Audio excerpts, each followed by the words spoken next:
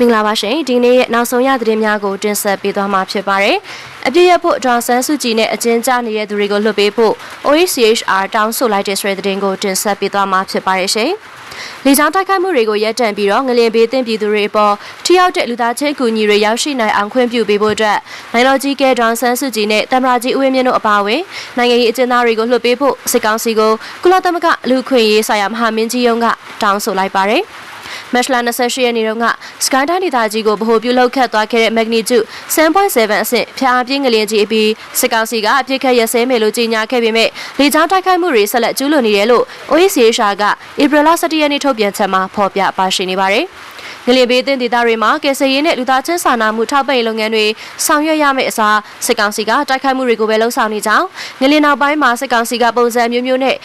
စစ်စင်တိုက်ခိုက်မှုအကြိမ်ပေါင်း120ကျော်ပြုလုပ်ခဲ့ပြီးတဲ့နောက်ထက်ဝက်ကျော်ဟာဧပြီလ2ရက်နေ့မှာအပြစ်ခတ်ရစဲမယ်လို့ကြေညာပြီးနောက်ပိုင်းမှာဖြစ်ကြောင်း OECHR ကထုတ်ပြန်ပါတယ်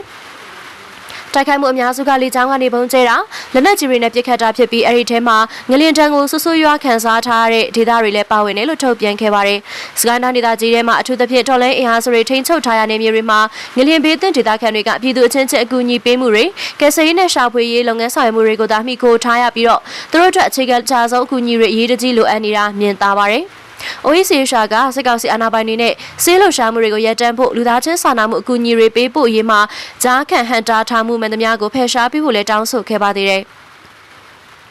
OECHR ရဲ့နောက်ထပ်အရေးကြီးတဲ့တောင်းဆိုမှုတစ်ခုကတော့2011ခုနှစ်ကတည်းကဖမ်းဆီးခံထားတဲ့ဒေါ်ဆန်းစုကြည်ဦးဝင်းမြင့်တို့အပါအဝင်စစ်ကောင်စီကချုံနှောင်ထားသူအလုံးကိုအပြည့်အဝလွတ်ငြိမ်းချမ်းသာခွင့်ပေးဖို့ဖြစ်ပါတယ်။လူသားချင်းစာနာမှုလုပ်ငန်းတွေမှာအတားအဆီးသတ်မှတ်ထားမှုတွေကိုဖယ်ရှားဖို့နဲ့အပြစ်ကရစဲထားဖို့အတွက်စစ်ကောင်စီကို OECHR ရဲ့ကုလသမဂ္ဂဒုက္ခသည်များဆိုင်ရာမဟာမင်းကြီးဘော်ကာတက်ကလည်းတောင်းဆိုလိုက်တယ်လို့ကြေညာချက်မှာဖော်ပြပါရှိထားပါတယ်။လူအပ်နေတဲ့ပြည်သူတွေစီလူသားချင်းစာနာမှုအကူအညီတွေရောက်ရှိနိုင်ရေးကိုလေးစားလိုက်နာဖို့ဆိုတာမြန်မာနိုင်ငံကအသက်ဆိုင်ရာအစုအဖွဲ့အားလုံးမှာတာဝန်ရှိရလို့လည်းတုကအထောက်ပြသွားခဲ့ပါတယ်ရှင်။ဆလတ်တင်ဆက်ပေးသွားမယ့်သတင်းအကြောင်းအရာလေးကတော့အင်းဝတံတားကိုအိန္ဒိယစစ်ရင်ချင်းများအဖွဲ့စစ်ဆေးလိုက်တဲ့သတင်းပဲဖြစ်ပါတယ်။ဖျားပြင်းစကိုင်းငလျင်ကြီးတန်းကြောင့်ပြိုကျပျက်စီးသွားတဲ့အေယာဝတီမြစ်ကူအင်းဝတံတားကိုအိန္ဒိယစစ်အင်ဂျင်နီယာတွေကစစ်ဆေးပေးခဲ့တယ်လို့ရန်ကုန်မြို့မှာရှိတဲ့အိန္ဒိယတန်ယုံကသတင်းထုတ်ပြန်ပါတယ်။ BNN ကင်းရှင်းရေးနဲ့အဖြတ်သိမ်းရေးဆိုင်ရာကျွမ်းကျင်အင်ဂျင်နီယာအဖွဲ့ကအင်းဝတံတားကိုစစ်ဆေးအကဲဖြတ်ပေးခဲ့တာလို့တန်ယုံကဖော်ပြပါတယ်။အဲ့ဒီအိန္ဒိယစစ်အင်ဂျင်နီယာအဖွဲ့ကနေပြည်တော်နဲ့မန္တလေးကငလျင်တန်းတဲ့နေရာတွေကိုလည်းစစ်ဆေးပေးခဲ့တယ်လို့သိရပါသေးတယ်။ငလျင်ကြီးတန်းကြောင့်ပျက်စီးသွားတဲ့အင်းဝတံတားကမန္တလေးတိုင်းအင်းဝမြို့ဟောင်းနဲ့စကိုင်းတိုင်းစကိုင်းမြို့ကိုဆက်သွယ်ပေးထားတဲ့ရထားလမ်းဖြစ်ပါတယ်။